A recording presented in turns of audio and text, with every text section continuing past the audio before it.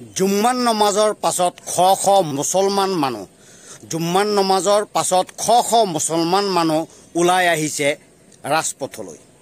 Hello' WhatsApp guys, মই সেলিম, আপোনালোকে চাই আছে এছ আঠিয়া ব্লগ। এক ঐতিহাসিক সিদ্ধান্ত আৰু এক ভাল সিদ্ধান্ত মুছলমান সমাজে লৈছে। হোজাই ডিষ্ট্ৰিক্ট যমুনামুখ বৰজাৰী মাজগাঁও আমতলা জামে মছজিদ কমিটিয়ে এক ঐতিহাসিক সিদ্ধান্ত লৈছে মুছলমান সমাজ। সেই প্ৰতিবেদনটো মই আপোনালোকক দেখুৱাই আছোঁ। ভিডিঅ'টো যিমান পাৰে আপোনালোকে শ্বেয়াৰ কৰিব। উঠি অহা নতুন প্ৰজন্মৰ যদি আপোনালোকে ভাল বিচাৰে তেনেহ'লে আপোনালোকে এই ভিডিঅ'টো এটাকৈ শ্বেয়াৰ কৰক। মোৰ ঘৰৰ ল'ৰা ছোৱালী আছে, সকলো ঘৰৰে ল'ৰা ছোৱালী আছে। কোন কেতিয়া বেয়া হ'ব কোনো ক'ব নোৱাৰি। সেইকাৰণে এই ভিডিঅ'টো আপোনালোকে এনেকুৱা শ্বেয়াৰ কৰিব যাতে আপোনাৰ মোৰ সকলোৰ ল'ৰা ছোৱালী যাতে সাৱধানত থাকে।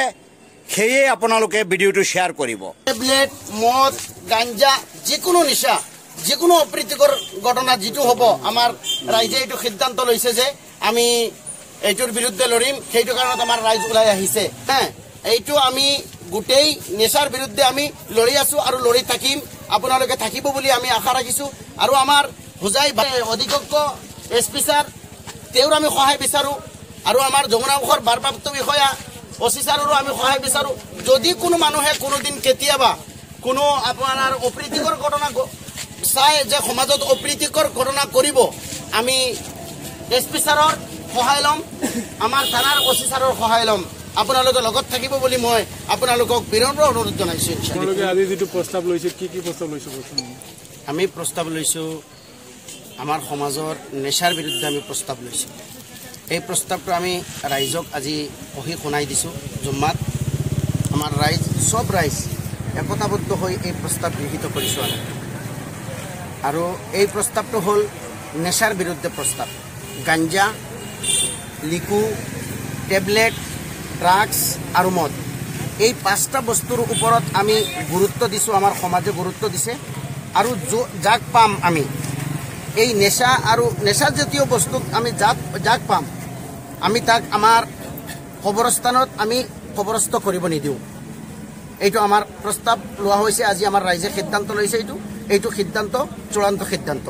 আৰু এটা প্ৰস্তাৱ লৈছোঁ আমি যে আমাৰ মাদ্ৰাছাৰ সন্মুখত বা মছজিদৰ সন্মুখত বা ঈদগাহত, ৰাজহুৱা কোনো স্থানত এইবিলাক মানুহৰ, যিবিলাক মানুহ ড্ৰাগছ সেৱনকাৰী বা নিচা সেৱনকাৰী, এইবিলাক মানুহৰ জানাজা যাতে নহয়, এইটো প্ৰস্তাৱ আমি গৃহীত কৰিছোঁ।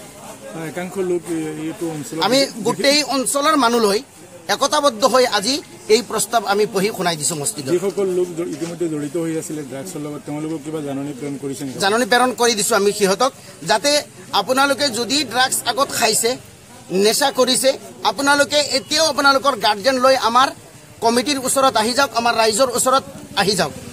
আপোনালোকক আমি সহায় কৰিম। কেনেকুৱা আপোনালোকে এই ড্ৰাগছটো বা নিচামুক্ত আপোনালোকে হ'ব লাগে, এইটো আমি সহায় কৰিম আপোনালোকক। ৰাজহুৱা হিচাপত কোন কোন সমাজ আছে আমালোকৰ লগত? ঘাটটি পাঞ্জাগানা আছে, আমাৰ কাটাগাঁও পাঞ্জাগানা আছে, আজাদনগৰ পাঞ্জাগানা আছে, যমুনামুখ এণ্টায়াৰ জামে মছজিদ আছে। যমুনামুখ এণ্টায়াৰ জামে মছজিদৰ কমিটি যিটো আছে, ৰাইজ আছে, চব আমাৰ লগত আছে। আমি প্ৰায় 7-8খন গাঁৱে লৈ আমি এই সিদ্ধান্তটো লৈছোঁ আজি জুম্মাৰ নমাজৰ পিছত। প্ৰথমে আপোনালোকক ধন্যবাদ আমাৰ সমাজত আহি আমাক যোগাযোগ কৰাৰ বাবে আৰু আমাক সহযোগ কৰাৰ বাবে। চাওক, এজন ল'ৰা বা এজন পুৰুষ মানুহৰ লগত বহুতৰ লাইফ জড়িত হৈ থাকে। নিজৰ ল'ৰা ছোৱালী, নিজৰ মাক বাপেক, নিজৰ ৱাইফলি চব জড়িত হৈ থাকে। এই নিচাখোৰবিলাকে যেতিয়া নিচা সেৱন কৰে, তেতিয়া তেওঁলোকৰ লাইফটো এটা টাৰ্গেটত পৰি যায়। আৰু নিচা সেৱন কৰাৰ পাছত আজি অসমত যোনটো কাণ্ড চলি আছে, দৰ্শন কাণ্ড বা আৰু চুৰি কাণ্ড, ডকাইতি কাণ্ড, এইবিলাক চব নিচাৰ কাৰণে হৈ আছে। তো আমি চব ৰাইজ একত্ৰিত হৈ এইটোৱেই বিবেচনা কৰিছোঁ যে আমাৰ সামাজিকভাৱে যোনটো আমি ষ্টেপ ল'ব পাৰোঁ, প্লাছ প্ৰশাসনৰ সহায় বিচাৰি পেলাই আইনৰ আওতাত গৈ পেলাই আমি সামাজিকভাৱে যোনটো একশ্যন ল'ব পাৰোঁ, এইটো একশ্যন আমি ল'বলৈ আজি গৈ আছোঁ। প্লাছ তাৰ বাবে আমি সিদ্ধান্তসমূহ ৰাইজে গ্ৰহণ কৰিলোঁ। আৰু এইটো ৰাজহুৱাভাৱেও লোৱা হৈছে, আইনগতভাৱেও লোৱা হৈছে। গতিকে পৰৱৰ্তী সময়ত যিসকল নিচাখোৰ আছে বা যিবিলাকে নিচা সেৱন কৰে, তেওঁলোকক সতৰ্ক কৰি দিয়া হৈছে যে যিমান দিনে যি হৈছে আগন্তুক দিনত যাতে এইটো নহয়, আমাৰ সমাজত নহয়। আৰু এইবিলাকৰ ওপৰত ডিপেণ্ড কৰি পেলাই আজিকালিৰ যোনটো অসমৰ যি অৱস্থা চলি আছে, দৰ্শন কাণ্ড, চুৰি হওক, ডকাইতি হওক, এইবিলাক চব এই নিচাৰ কাৰণে হৈ আছে।